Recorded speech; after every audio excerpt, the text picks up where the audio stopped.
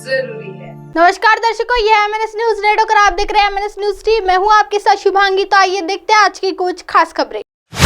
पंकजा मुंडे का कांग्रेस में स्वागत करेंगे, अटकलों के बीच नाना पटोले का बयान। महाराष्ट्र की राजनीति में ड्रामा खत्म होने का नाम नहीं ले रहा है। पहले शिवसेना टूटी, फिर एनसीपी में दो फाड़ हुए, अब बीजेपी को लेकर अटकलों का दौर चल पड़ा है। खबर आई है कि पंकजा मुंडे भारतीय जनता पार्टी छोड़कर कांग्रेस का दामन थाम सकते हैं। इस खबर पर पहले महाराष्ट्र कांग्रेस के अध्यक्ष नाना पटोले का बयान सामने आया है। इसके बाद अशोक चव्हाण की इस पर प्रतिक्रिया आई। खबरें थी कि पंकजा मुंडे ने दिल्ली आकर सोनिया गांधी और राहुल गांधी से मीटिंग की थी, वह अब कांग्रेस ज्वाइन कर सकती है। इन खबरों पर नाना पटोले ने कहा था कि अगर पंकजा मुंडे की टॉप लीडरशिप से दिल्ली से मुलाकात हुई है तो यह अच्छी बात है कि हम पंकजा मुंडे का स्वागत करते हैं। पटोले ने आगे कहा कि पंकजा मुंडे अगर कांग्रेस में आती है तो पूरे महाराष्ट्र के हमारे कांग्रेस कार्यकर्ता और नेता उनका स्वागत करेंगे। इसके बाद पूर्व मुख्यमंत्री और कांग्रेस नेता अशोक चव्हाण से भी इस पर सवाल किया गया। उन्होंने कहा कि पंकजा मुंडे के बारे में जो भी बातें आ रही है उनका मुझे पता नहीं है, मैं जानकारी लेकर बताऊंगा। आइए बढ़ते अगली खबर की ओर।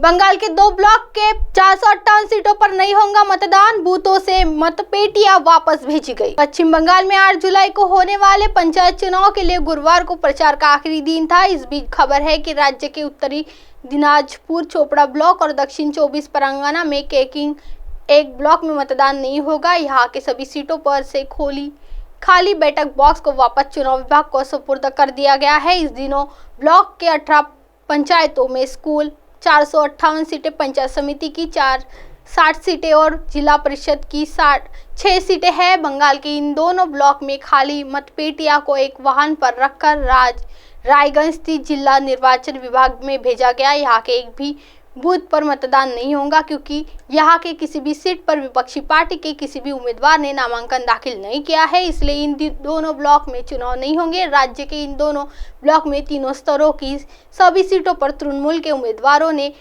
निर्विरोध जीत हासिल की है। चोपड़ा बीडीओ समीर मंडल ने कहा कि केवल एक राजनीतिक दल के उम्मीदवारों ने नामांकन दाखिल किया, इसलिए चुनाव नहीं होंगे और मतपेटियां वापस भेज दी गई है। आइए बढ़ते अगली खबर की ओर।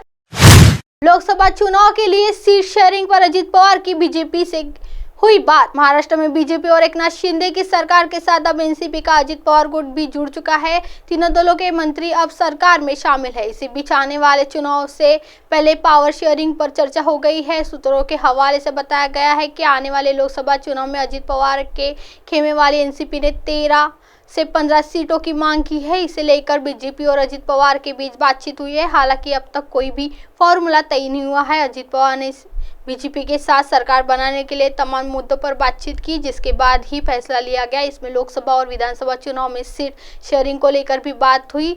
आने वाले कुछ महीनों में इस पर अंतिम फैसला लिया जा सकता है। हालांकि इस बीच शिंदे गुट वाले शिवसेना को लेकर सवाल खड़े हो गए हैं। सवाल यह है कि शिवसेना को कितनी सीट मिल पाएंगी। पिछले लोकसभा चुनाव में शिवसेना ने 18 सीटों पर जीत दर्ज की थी, वहीं एनसीपी को 2019 में 4 लोकसभा सीटों पर जीत हासिल हुई थी।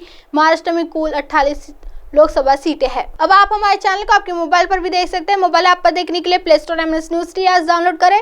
Insta, leak, Twitter, hike, cook, Facebook और कई सोशल मीडिया के प्लेटफॉर्म पर हमारे चैनल उपलब्ध है। आप इसे यूट्यूब पर भी देख सकते हैं। आप हमारे चैनल को लाइव भी देख सकते हैं www.mnsnewstv.com पर। फिलहाल वक्त तो चला दर्शकों ब्रेक का। ब्रेक से लौटने के बाद देखिएगा देश और दुनिया की तमाम खबरें। बनी रही है एमएनएस न्यूज टीवी पर। नमस्कार।